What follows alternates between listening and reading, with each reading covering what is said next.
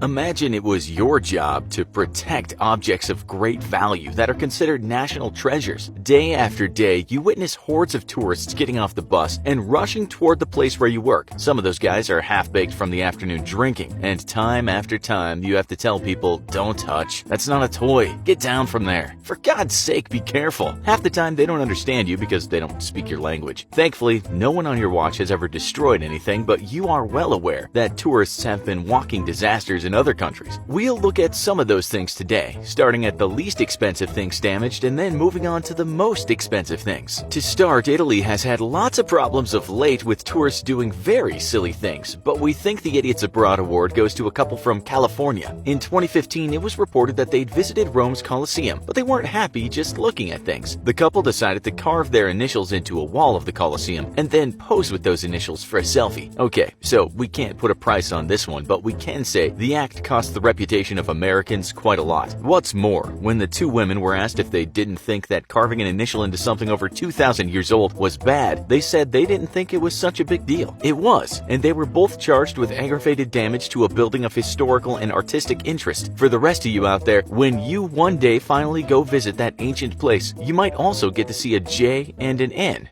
Possibly the oldest artifact damaged by a tourist was something inside the Luxor Temple that dates back 3,500 years. A 15-year-old Chinese kid had seen the ancient image of a man holding a spear and decided that he too wanted to go down in history. He scribbled on the image in large letters, "Ding Junhao was here." That's the English translation. Another Chinese tourist saw this, but it was too late to stop the kid. He later wrote on a Chinese social network, "The saddest moment in Egypt. I'm so embarrassed that I want to hide myself. I said to the Egyptian tour guide, I'm really sorry." The parents of the boy issued a statement saying, "We want to apologize to the Egyptian people and to the people who have paid attention to this case across China. The kid was a national disgrace, and he became one person in a long line of Chinese people accused of behaving badly when abroad. It seems the damage could be undone, so again, it was not that costly." This next one was reported by Newsweek in 2019, and while we can't really put a price on the damage, we can say the act was pretty much as dumb as you can get. It involved a photo that turned up on Instagram which showed a couple standing in front of a sandstone formation in Illinois. The formation is over 400 million years old, and it was reported that the place was an important meeting site for Native Americans for around 8,000 years. In the photo, a couple have scribbled their initials on the formation, which is next to a love heart. We expect that this vandalism could be cleaned up for a minimal cost.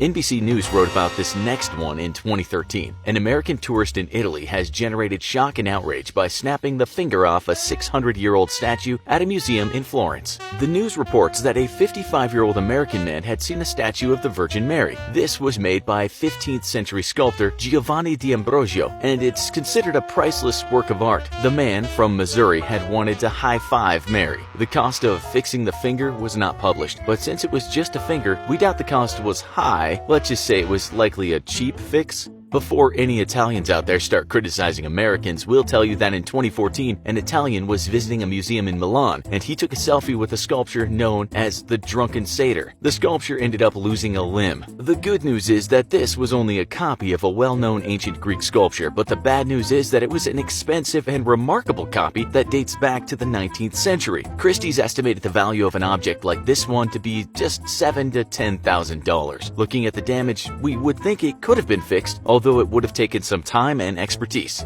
Next, we have one way to get rid of a king. In 2016, a man was in Lisbon, Portugal, and he thought it'd be a good idea to climb onto a pedestal to get a photo with the statue of the former king, Dom Sebastião. He did just that, and the king came crashing down. It was smashed to pieces. The guy tried to escape, but he was apprehended. The media didn't state what fixing the statue would cost, but seeing that it was smashed to pieces, we can say it will never be the same again. This next one is another act of senseless violence, and this time committed by a man touring his own country. It happened in a cave in southwest China in 2017, and the act was caught on video. A young guy can be seen taking 3 kicks at a stalagmite. On the 3rd kick, the thing snaps. He then just walks away, so he wasn't even trying to steal it. There might not be a price you can put on this, but it appalled some people in China. They said that these things can take many thousands of years to get to that point, maybe even hundreds of thousands. Then some guy just decides to take his anger out on one. Some of the Chinese public said he needed to be arrested and banned from ever entering a national attraction again. From what we can see, he was never arrested. In this case, the stalagmite was appraised so that man could be charged and made to pay some compensation, but the media doesn't state what value they put on the object. Then there's the case of a British man who was visiting a museum in 2006 and had a bit of a comedy moment as well as an expensive one. The Guardian explained that his shoelace was undone and that tripped him up, but there was nothing for him to grab a hold of. He was actually coming down some stairs. It seems that he just went flying and he ended up hitting 3 Chinese Qing Dynasty vases worth around $120,000. He explained to The Guardian, "Although I knew the vase would break, I didn't imagine it would be loose and crash into the other 2. I'm sure I only hit the first one and that must have flown across the windowsill and hit the next one, which then hit the other like a set of dominoes." He actually got banned from the museum, which seems a bit harsh considering a rogue shoelace was to blame. The guy admitted that what had taken place could have been right out of some old British slapstick comedy movie. Not to be undone by the Brits, this is the story of an Australian man named Laszlo Toth, who was likely suffering from a mental illness when in 1972 he went into St. Peter's Basilica in the Vatican City and attacked Michelangelo's Pieta statue with a hammer. He hit the thing 15 times while shouting, "I am Jesus Christ, risen from the dead." The man was 33 at the time, which is the age that Jesus is thought to have died. He wasn't charged with a crime and instead spent a bit of time talking about resurrection to Italian psychiatrists. One guy wrote that he knew Laszlo and he said besides the fact that he read his Bible more than most people read Bibles, he seemed totally fine. The guy wrote, "At the time we were roommates. He didn't strike me as a Jesus Christ impersonator, and he never talked to me of such things. We spent most of our days drinking coffee, going to parties at night, and drinking beer and wine, and Laszlo often played his guitar." Others wrote that once he returned to Australia, he led a very quiet life. The good news about this act of vandalism is that when restorers were trying to put the statue back together, they discovered a secret signature written by Michelangelo. We don't know the cost of fixing the damage, but it took a lot of people with a lot of skill, a lot of time. The New York Times wrote that the statue was insured in 1964 for $10 million, which in today's money is about $81 million. The New York Times wrote in 2017 that perhaps one woman could claim a place in the Selfie Hall of Infamy after destroying part of an art installation in Los Angeles. We've seen the video online, and this woman is trying to take a selfie at the side of a lot of columns. On each column lies a crown, which is part of the artwork. She leans back against one column, which is first in a long row of columns. You can guess what happens next. She knocks over that column, but then the rest of them all fall like dominoes. The British artist was contacted by the Times, and he said it was not staged like some people had said it was. "It looks so funny a person might think it was staged." He said crowns are fragile things. They are symbols of power. Perhaps it's ironic and meaningful that they fell. It's thought that the woman caused around $200,000 worth of damage. Then we found this headline from 2015. Selfie taker smashes priceless historic Italian statue of Hercules. Yep, priceless and destroyed by someone who was looking for likes on social media. We should note that when people say priceless, they mean a value shouldn't be out on the object because it means so much. You can look at a value put on similar objects by the auctioning house Christie's, and they might sell for as much as $250,000. We don't know where the tourist came from,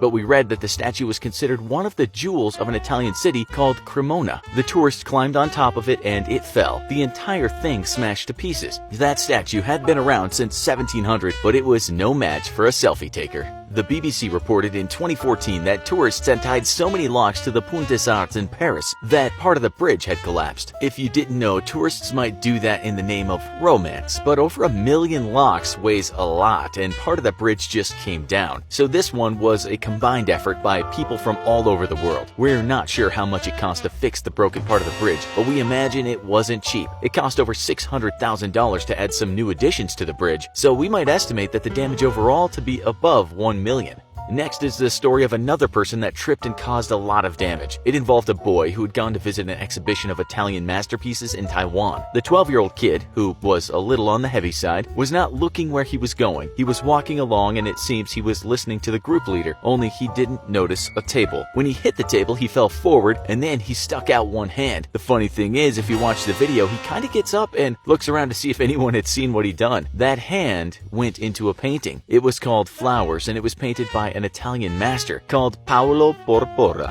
According to reports, this one was very special because it was the only one he signed. It was worth over $1.5 million. The painting was insured, but the museum said the damage was so bad it might not be possible to restore it. That's $1.5 million for not paying attention. European football hooligans have over the years marched into cities and made a mess. They've destroyed cafes, bars, stores, and at the same time left a lot of blood on the streets. You could say that these guys are not tourists, but along with their game of soccer, they usually enjoy some beers and foreign food. We say enjoy, but their actions are often considered harebrained and dangerous. One of the worst things they've done happened in 2017 when 7,000 Dutch fans arrived for a game in Rome. They got very drunk and just started smashing things up. That's not unusual, but this time they picked on one of the city's most famous fountains. This is the Fontana della Barcaccia, and it was built in 1627. They even urinated on the thing after they smashed parts of it. The fountain needed a lot of restoration after that, and the cost of all this was over $3 million. 23 Dutch fans were arrested. The game ended 1-1. And finally, in 2012, one man did something which shocked not just the art world, but the world in general. He punched a hole right through a painting considered a masterpiece. The man's name was Andrew Shannon, and the painting he decided to take a swipe at was Claude Monet's Argenteuil Basin with a single sailboat. This painting had a value of around $10 million. Okay, so the guy might not have considered himself a tourist since the painting was in an Irish gallery and he was Irish, but then again, he might have been what's called a domestic tourist. Why did he do it? There seems to be no clear reason. Some reports state that he did it to get back at the state, whatever that means. But other reports state that the guy was not feeling right in his head when he landed what might be the most expensive punch of all time. He didn't just make a dent either, he punched right through the thing. He was sentenced to 5 years in prison after that, and so you might consider this flash of anger totally stupid. It turned out that this guy was a bit of a crook and had handled lots of stolen goods in the past, including paintings and antiques. What would you do if you found you suddenly put your fist through priceless work of art? Try to tape it up? Blame it on your little brother? Tell us in the comments. Now go watch Why Are Rolex Watches So Expensive? Thanks for watching, and as always, don't forget to like, share, and subscribe. See you next time.